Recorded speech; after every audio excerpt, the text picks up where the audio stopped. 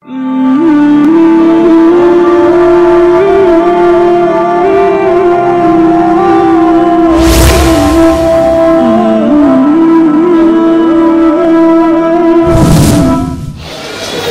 سبحانه وتعالى على تلك القرآن الكريم. ومن الناس من تعجبك قوله في الحياة الدنيا ويشهد الله على ما في قلبه وهو ألد الخصام.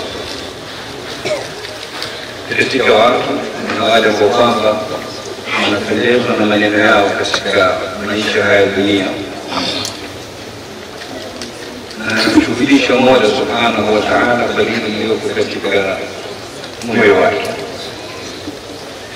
Zimeinuka sana sauti katika miaka mia na hii ya mwisho za madai ya haki za wanawake.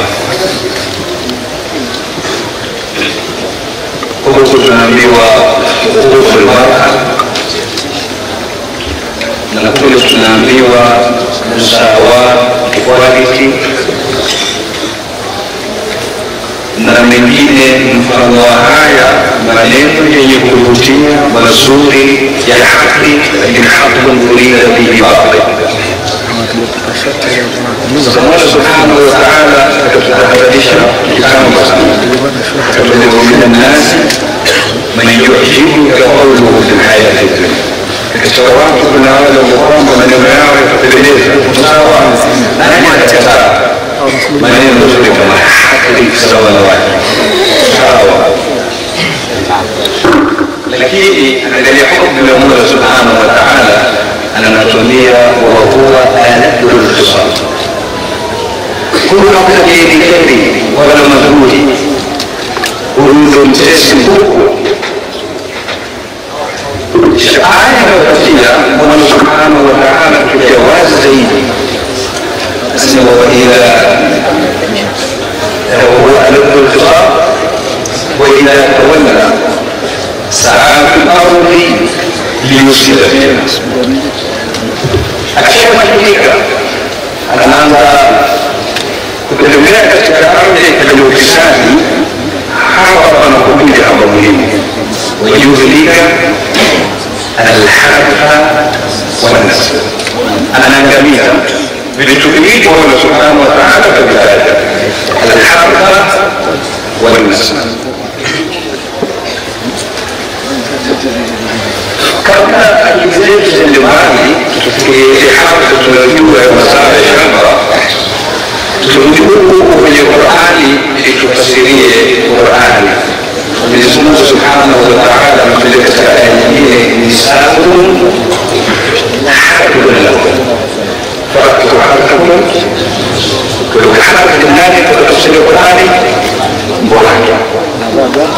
Kwa maana tunajua wayuhi al-haraka lengo lake kuu ni kuja kuangamiza wanawake, wanasla na watoto. Na hili ni lengo la msingi na kuasisiwa haraka iliyojulikana kama an-nasawiyya feminism, iliyokuja na madai ya kutetea haki za wanawake, kwamba hajapewa haki kama hiyo na sheria. Lengo kuu ilikuwa limwangamize huyu kwa madai ya my choice, fasi langu, chaguo langu, sio kazi yake, chaguo lake ni atembee nchi kwa maslahi ya wengine, kwa madai ya kuwa anahuria kama mwili wangu, bibi yangu, naweza kutembea na nikakaa na nikafanya nitakao.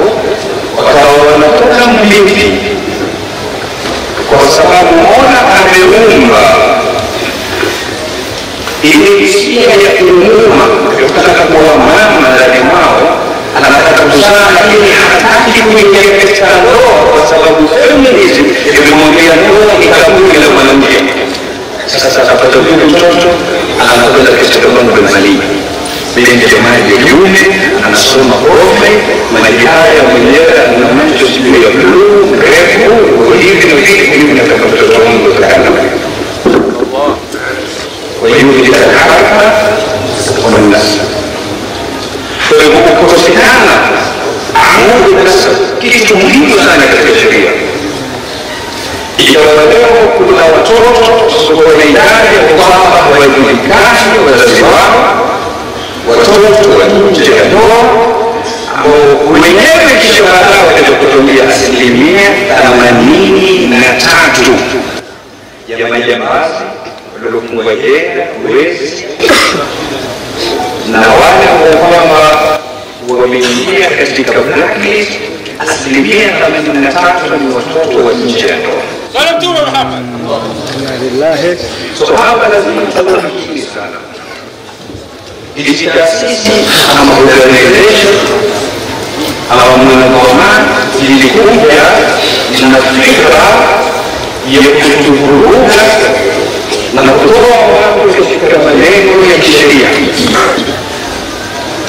Na ndio maana zikaja nadharia nyingi, tukaletewa nadharia ya gender theory. Sisi tunajua Mwenyezi Mungu Subhanahu wa Ta'ala ametuambia walaili idha yasha wa nahari idha tajalla wa ma khalaqa dhakara, Mola amemuumba mwanadamu kiume na amemuumba vile vile kwa kike. Pia tunazijua hivi, lakini leo nenda Facebook katika jengo la kusaliina. Kwa nini tunataka nadharia ya nafsi? Ili tuanguke katika malengo yao ya LGBTQ na mapenzi ya jinsia moja na mengine mingi kama haya.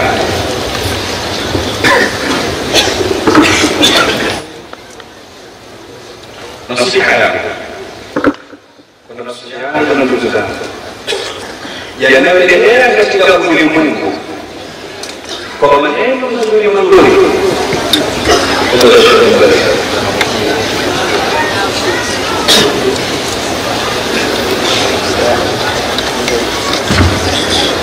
Mola Subhanahu wa Ta'ala tayari kitambo ashatahadharisha haya wa huwa al-Qur'an. Sharia al-Qur'an zile kupiga makamama na kupokea kila zake wazima wazima. Mola Subhanahu wa Ta'ala anatuambia katika Qur'an al-Karim fakashafna 'anka al-ghita'ak fabasaraka al-yawma tutakuondolea vizuizi vilivyoko katika macho. Sisi kuna vitu kwamba anasikia sehemu katika macho yetu zinatuzuia kuona behind the scene yaliyoko nyuma ya pazia. Tutapewa taswira ya madhambi kuendelea na mtakato na hawara ile dhahiri tunafaa kuinyanyua. Wala natuambia fakashafna 'anka al-ghita'ak fabasaraka al-yawma hadid. Mufasirina wanasema hadid maana yake yani taranzuha ala hakikatiha, yanaona mambo hakika yake.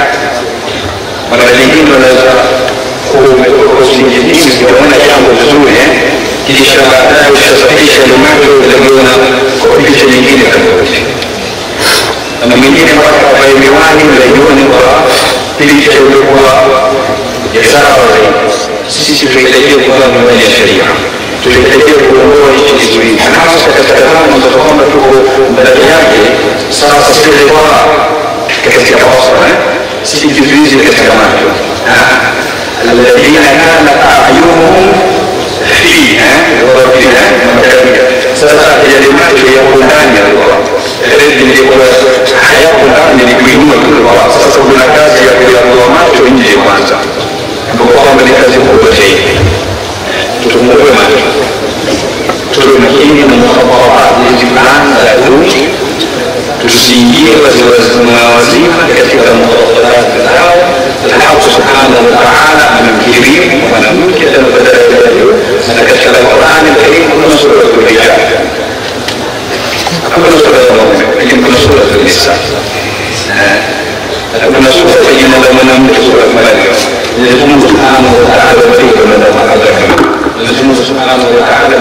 tujumuishe hapa, tujumuishe katika Firdaus.